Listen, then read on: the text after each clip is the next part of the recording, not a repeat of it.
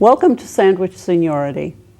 I'm your host, Robbie Haig, and my guest today is Martha Johnson, who is Outreach Coordinator for the Council on Aging here in Sandwich. Welcome to the show, Martha. Thank you. Nice to be here. It's a pleasure to have you here. And as Outreach Coordinator, I think there might be people out there who don't know what an Outreach Coordinator is. Is this something you've always done? I've always worked in human services, social services, but for about the last 10 years, I have worked primarily with seniors and for the Council on Aging here in Sandwich. And the Outreach Coordinator works with Sandwich seniors and their families to identify needs, to do an assessment, limited case management, information and referral, just basically identify a need and try and help them work through it as best we can. Okay. Now you said case management.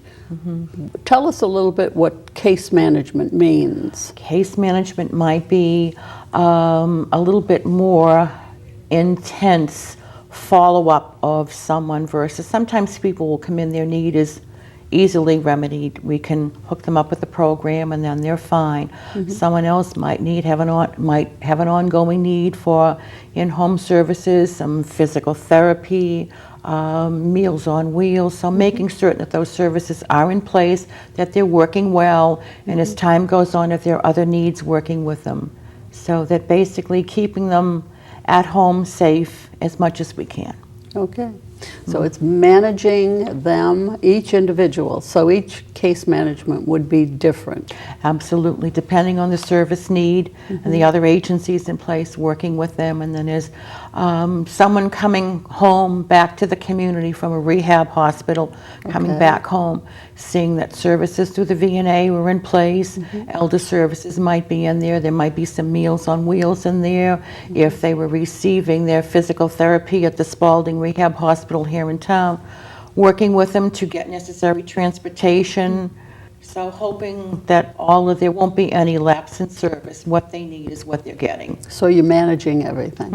Especially if a senior's coming home alone or coming home with an elderly spouse, it might be overwhelming for them at first. There's such a cast of characters coming into their home, and I'm here from this agency, I'm here from this agency. It can be just totally overwhelming sometimes. So if they have one point person that they can call, it makes it a little bit easier for them, and they're a little bit more receptive to accepting services too. Very good. And we know, of course, that people heal faster when they come to their own home. Absolutely. But sometimes there's a little gap there where we don't realize that all of these people coming into their home are all strangers. True. That's a tough thing for some people to accept. It can be hard. It can be very intrusive, even though we're all professionals. Right. It can be very hard for the seniors sometimes to accept that help when they have been independent. Right. Then all of a sudden, I need someone to help me get out of bed and get into the bathroom, or someone's bringing me in a meal or things like that. So trying to work with them and explain it's all part of your plan to get better, to get more active, more independent. An extension of being in the hospital / rehab, and then home for a short period of time, and of course, and then back to their routine. Or if it won't be back to the old routine, what can we do to adapt it? Very good.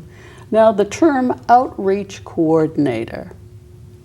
Outreach meaning? Reaching out to people. Reaching out to people. I can either go out and do my job in their home, or they can come in and see me in the office, or a family member. It doesn't always have to be the senior. It can be a relative, it can be a daughter, it can be a neighbor. It can be someone else from the community that's concerned about them. So we do try to work, we view the community as a whole, not just the senior, but everyone that's going to be part of that senior's life. So I think Outreach Coordinator is a little bit less threatening if some people say, oh, I don't want a social worker to come in or something like that. This is kind of a much more generic term. I think they view that, oh, she can help me with something. Sure. So and of course, people are very accustomed to calling the Council on Aging if they have a problem. A need, exactly. And it runs the gamut. From everything as simple as I need a ride to the doctor, or I want to sign up for a program, or How can you help me with my health insurance? Are they someone just canceled my Mass Health? Or I have a question on housing, or it's just, no day is ever the same. Right. It's also important for us to talk about the fact that this is open enrollment season. It is indeed. It's open enrollment for Medicare. If you're happy with your plan and it's working well for you, there's no need for you to do anything at all. If you're new to Medicare or think you might want to change your plan, this is the time to do it. From the 15th of the month through December the 7th, you can make these changes. We had a seminar last week. The SHINE coordinator came in and had a brief overview of all the Medicare plans and what A, B, C, and D actually do cover. And they are actually Medicare A, Part A, Part A, Part B. Part A is the part that you paid for all of these years when the withholding taxes. Part B is the 9640 or the 110 that's taken out of your Social Security check. Part C are the Medicare Advantage plans that roll the prescription and your Medigap coverage in one. And Medicare D is D for drugs. It's the easy way to remember it, prescription only. And we are having one-on-one appointments with the SHINE counselors. And SHINE counselors are trained advocates to come in and explain options to people so they make the best choice for them. Very good. With the Medicare open enrollment, people, if they are unhappy with what's happening with them now, it could be that they're having to pay too much for their medications and they need to change that. So if they were to come to you and say, it's open enrollment, I don't want to be paying as much for Medicare as I have been. Give me something cheap. Well, I would necessarily, I'd say, number one, I would recommend that they make an appointment, a one-on-one with a SHINE counselor, and bring in a sheet of all of their current medications.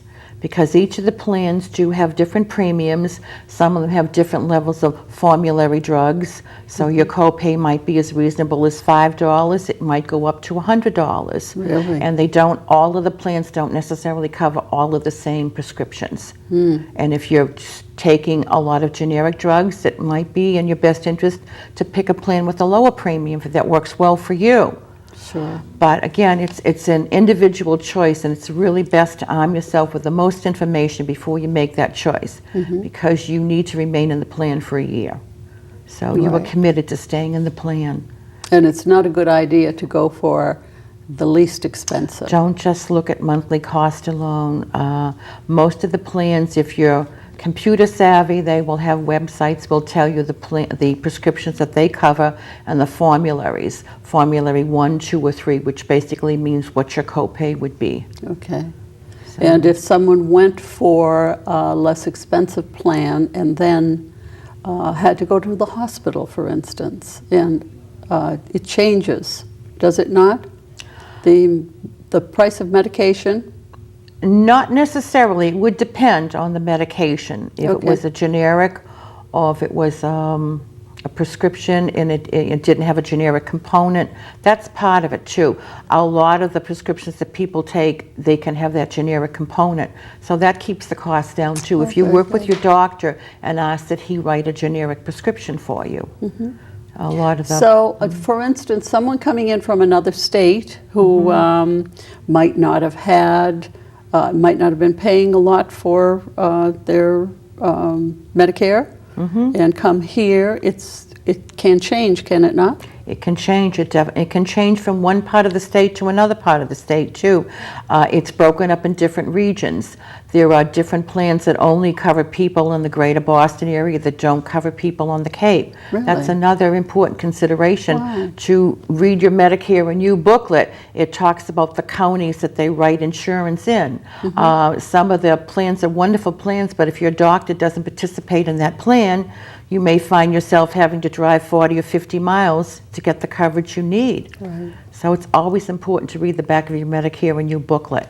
And if that's too overwhelming or too confusing, come and see the SHINE counselor, definitely. God bless the SHINE counselor. I know, they're wonderful. And I know they go in for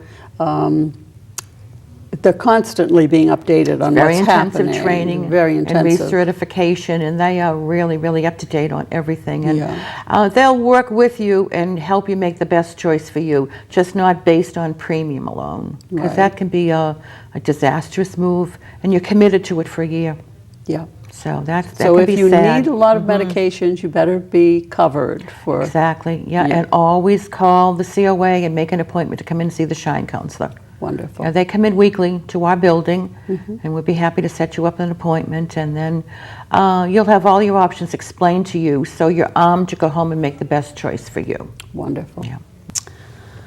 So Martha, is there a typical request or means of requesting your services, or are they all different? They're all different. Every day is different, and it can be something just as simple as someone basically calling the Council on Aging as a starting off point.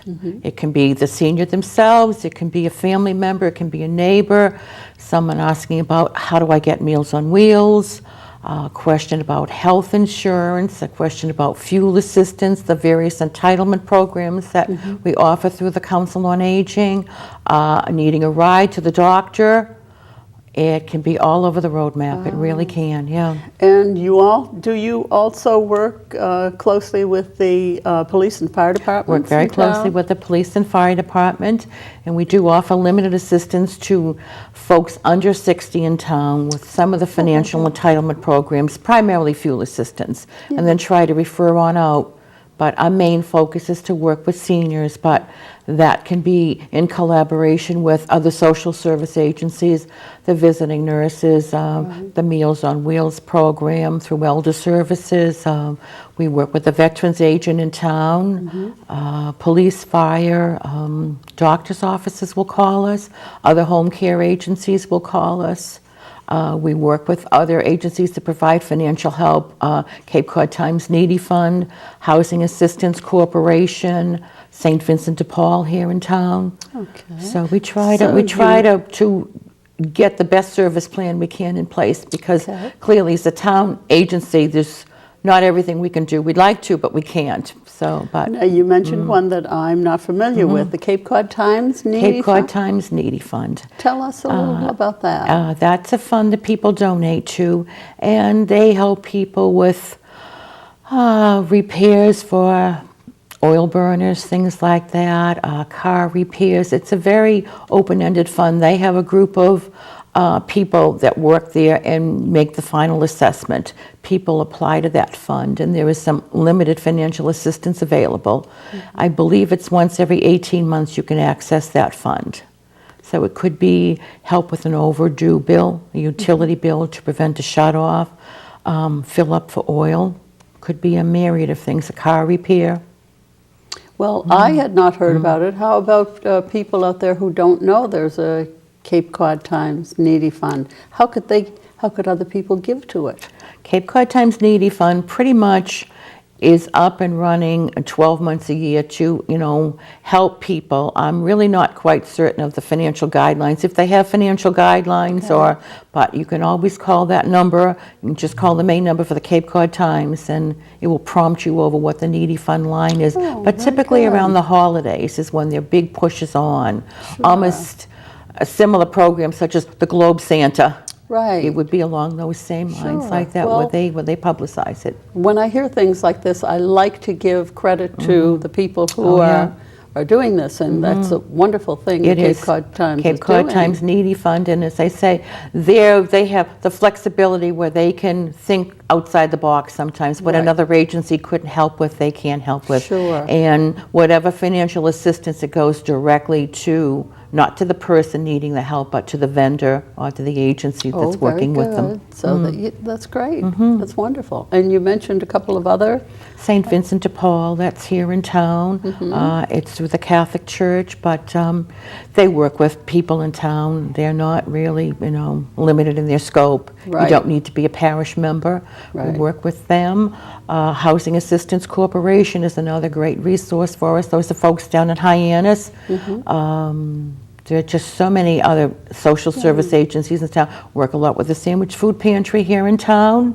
So we try to broaden the scope, what we can't do. We try to find someone else that might fill in those gaps. Very good. Yeah. And getting back to St. Vincent de Paul, I've worked with Catholic Charities, and that is, the name denotes religion, but it's for everyone. It's for everybody. Yeah. It's for everybody. And that's important for people to know It too. is, That exactly. Yeah. Exactly. And that those are agencies that help people of all ages, not just seniors. Right. So we could have an under 60 person. We are a volunteer intake site for the fuel assistance program during the winter months. So a lot of people identify when they come in, there's a need for other help too. So whether it's a referral down to Department of Transitional Assistance, or a referral over, this is how you can get food stamps, or if you need warm clothing or things like that. So even though our primary focus is for seniors, we do a lot of work with folks under 60 in town. Very good. And of course, handicapped, you also work with.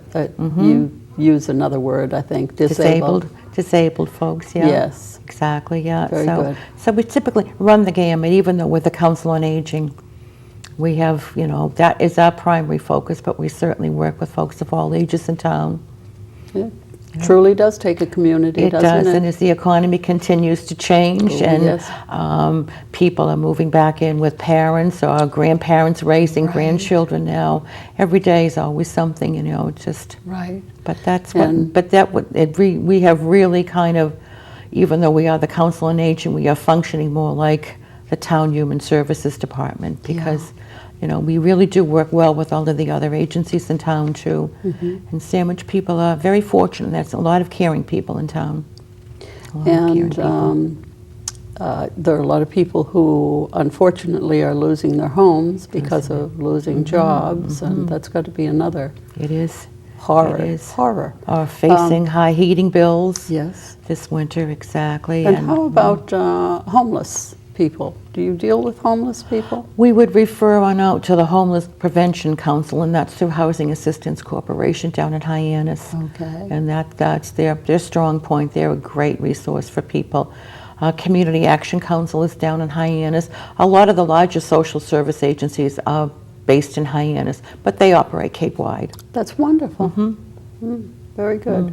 So you do work with other social service departments. Very, very important. That collaboration, that's what it's all about, because there's always gaps and things that we certainly aren't able to provide. But if you're in the network, you can refer on, and they also refer on to us too. And you certainly cannot know everything. No, absolutely not. There wouldn't be enough hours in a day.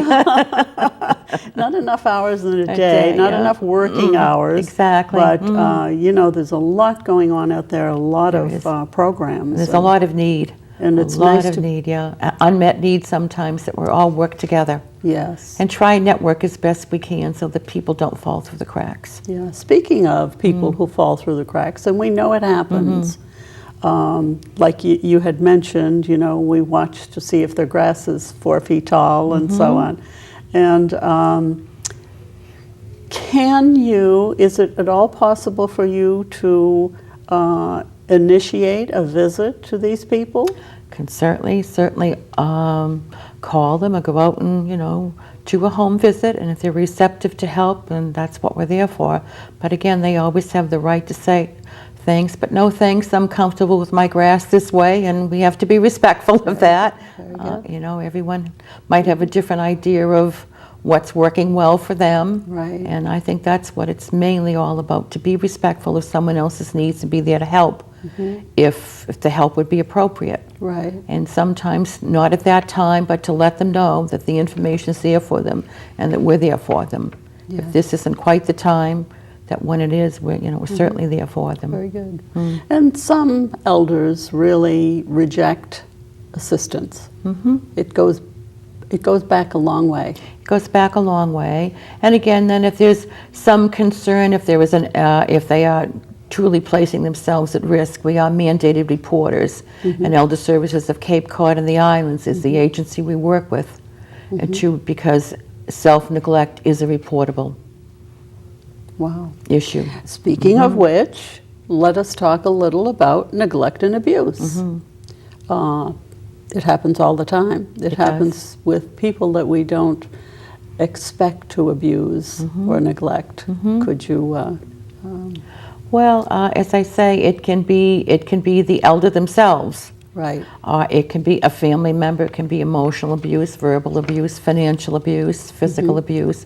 It runs the gamut. Right. And we are all mandated reporters in that sense to report it to Elder Services, and then they are the state agency, the state-funded agency that does investigate and assign a caseworker to resolve the situation if it can be resolved. And sometimes legal action can be taken, or services can be put in place that will modify the situation, or the elder themselves can basically say, no, I'm fine, it's not an issue for me, and that needs to be respected. What we might view as, oh my gosh, that's terrible, the elder might say, it's okay, Yeah. it's okay. Very good. It could be something that's been going on forever in the family. Absolutely, but we all try to keep our ears and eyes open to things like that, and Very good. keep the intervention as low-key as possible, and always be respectful of the elder and the right to make choices. But it's also good for them to know that We're out there, there's people out there who can help, and they shouldn't live in fear. and that for there are any reason. agencies that can help too, can put some services in place. Right. Whether it's abuse that didn't start out as abuse, but because Right. a caregiver is just overwhelmed.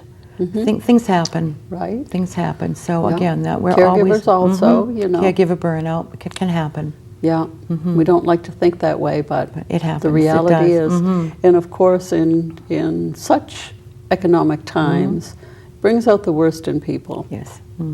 Unfortunately, Sandwich has a very caring community of social service people that really will pitch in and help, from the food pantry to the various churches to, we have wonderful volunteers that come into the Council on Aging, and the town has services in place, or the public health nurse through the town of Sandwich. So we all try to work together, a team approach, and just say, well, what is it that we can do to help you? And most people will say, I want to stay in my home, but this is an issue for me, or something. So if we can work with them, Very good. and sometimes there's not much you can do, sadly. Right.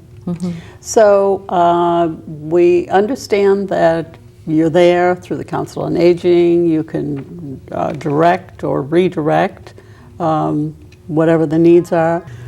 Do you see an increase in the amount of care that is needed at the Council on Aging for people? Absolutely. There was a huge increase in the need for services, the need for information, letting people know what is available out there to them. The current catchphrase is aging in place, aging well, aging in place. And typically you'll ask a senior, how can I help you? What is it you want? And they'll say, I want to stay right here. So our role then is, okay, let's see if we can work with you and make that a reality for you, whether it's making referrals out for home modification programs, grab bars in the bathroom, a ramp, putting services in place. What can we do to help you stay here? Keep you safe in your home. That seems to be the main issue today. So whether that's putting Meals on Wheels in place, providing transportation back and forth to doctors, some respite care for a caregiver coming in if a spouse is caring for an ill spouse, that sort of thing. Letting them know about financial entitlement programs, reverse mortgages, fuel assistance, working with a tax assessor in town to defer their taxes. A myriad of programs. Wonderful. So we like to say we can't be the be-all and end-all, but we'll give it our best shot. Call us. You know? I love it. And you also like to use the always have Plan B. Always have a Plan B. There needs to be a Plan B. We're all constantly evolving and changing. Our needs will change. May not always be in your best interest to remain in your home, so explore housing options. We can help you with that, or modifying your home, or things like that. Nothing ever stays the same, and so we want to work with you, and we want to keep you clearly in Sandwich and happy and healthy as best we can. And we need to mention that there is a fundraiser coming up. Yes, indeed. It's our Halloween luncheon. It's probably not so much a fundraiser, but just basically it's a $6 It's lunch. It's Al's famous spaghetti and meatballs. Al's one of our wonderful volunteers. It's a full. We've had Al on the show. Yeah, exactly. Spaghetti, meatballs, salad, garlic bread, dessert, and entertainment for $6. Wow, you can't beat that. We are having that. It will be Monday, Halloween Day, and there'll be a short Friends of Council on Aging meeting. So if folks aren't acquainted with the Friends of, it's a great way to meet some of the people in that group too, because they're a great help to us. And then I just did want to plug too, the Veterans Agent will be coming to our building on the 14th of November. That's a Monday at 10 a.m. in the morning. And his name is Ed Merrigan, and he's the Regional Veterans Agent for the Cape. And if you're a veteran, have a family member that's a veteran, or just interested for a neighbor, there's a wealth of services and programs out there that folks might be entitled to, and hate to see you miss out on something. Excellent. It's been a pleasure. Thank you. I Thank you, enjoyed Martha. it. We're very happy to have had you with us for this program. We hope to see you again soon. This is Robbie Haig for Sandwich Seniority, and please come back. If you have anything that you would like to have discussed on this program, please call the Council on Aging. Let them know, and also let them know you're watching. Thank you.